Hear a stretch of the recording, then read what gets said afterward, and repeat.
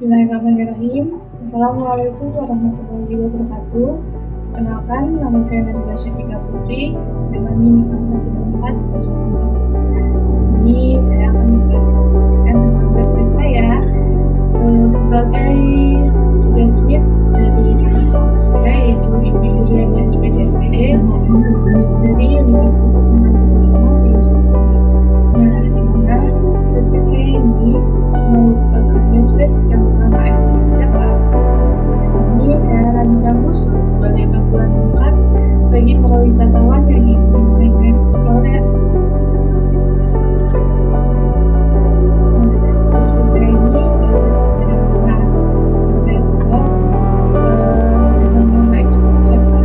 Website saya gunakan atau saya rancang untuk panduan sebagai bagi para wisata kalau ingin mengeksplor di Jepang, karena saya sendiri termasuk orang yang suka budaya atau wisata-wisata di Jepang. Seperti dilihat di halaman utama ini, saya menggunakan desain yang bersih dengan navigasi yang transparan untuk memberikan kesan modern dan elegan. Sebelum saya menjelaskan tentang website saya sendiri, ini ada sedikit codingan-codingan yang saya gunakan, yaitu ada HTML atau sebagai kerangka dasar konten saya sendiri.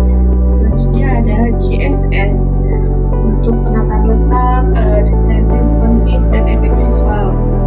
Terus ada JavaScript di mana digunakan untuk logika fungsional sendiri seperti navigasi mobile dan perubahan gaya navbar saat untuk di-scroll.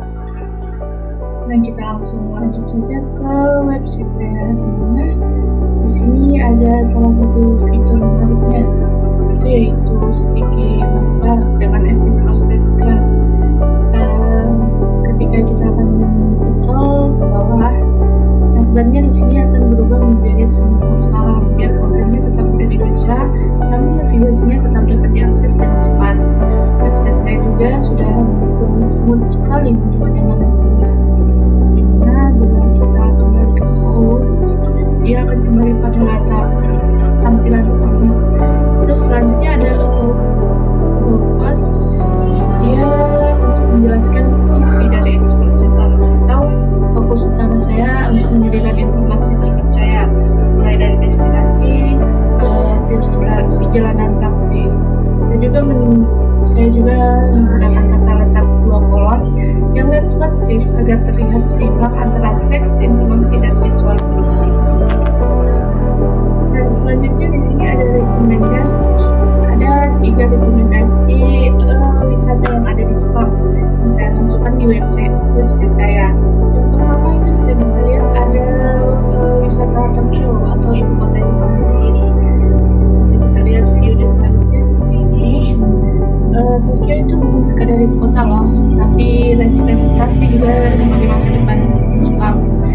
Dia perpaduan ekstrim antara pencakar langit dan futuristik dengan pilih-pilih yang tenang.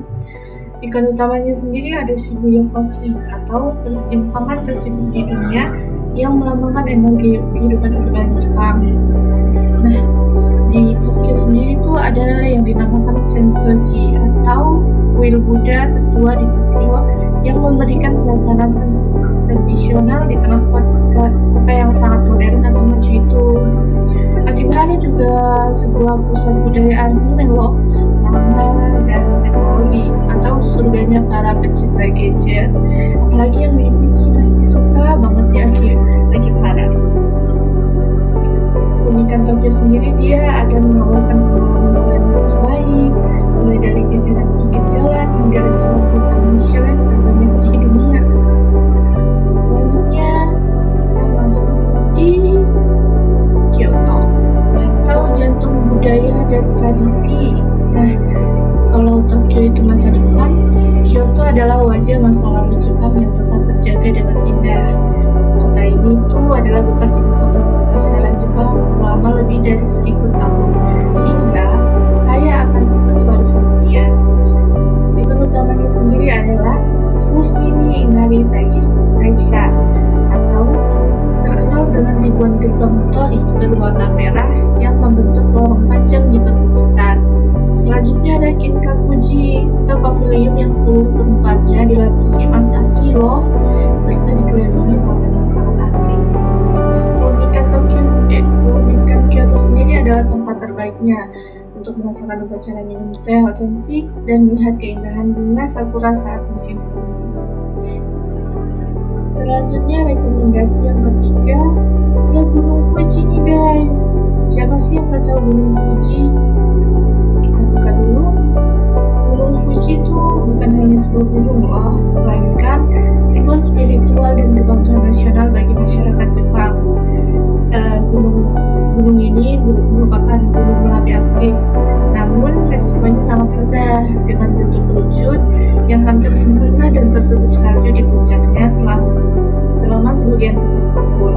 Ikon utamanya dia ada Danau Kawaguchiko atau salah satu dari 5 danau di kaki Fuji yang menawarkan pantulan bayangan gunung di permukaan air. Selanjutnya ada Chureito Pagoda atau tempat paling ikonik untuk berfoto, di mana kalian bisa memotret pagoda merah, bunga sakura, dan gunung Fuji dalam satu bingkai. Seperti yang kita bisa lihat di video ini. Keunikan bagi masyarakat lokal itu dari Gunung Fuji, dia sebuah ritual penting bagi masyarakat Jepang untuk seumur hidup sekali. Kalau untuk wisatawan, mungkin pemandangan matahari terbit dari puncaknya atau momen-momen yang suci dan tidak bisa terlupakan. Kita kembali ke awal. Oh ya, kalau untuk kembali ke hub, ada di sini melakukannya yang berfungsi ke bagian utama dari website ini ya guys. Selanjutnya ada kontak, atau bisa kalau misalnya kalian ingin memberikan sebuah pertanyaan-pertanyaan atau memberikan sebuah saran-saran, bisa kalian tuliskan namanya kalian di sini.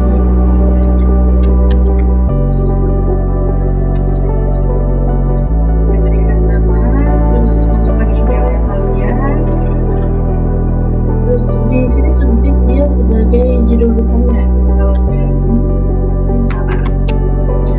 Terus di sini silakan masukkan pesan-pesan yang kalian ingin masukkan dan send message sebagai pengirim. Nanti kalau misalnya setelah dikirimkan, dia akan kembali ke menu tampilan awal.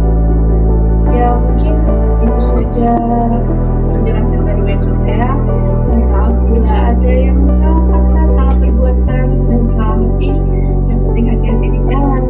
Jangan lupa berikan komen, like, dan subscribe-nya ya teman-teman untuk memenuhi kebutuhan tugas saya. Sekian dari saya. Wassalamualaikum warahmatullahi wabarakatuh.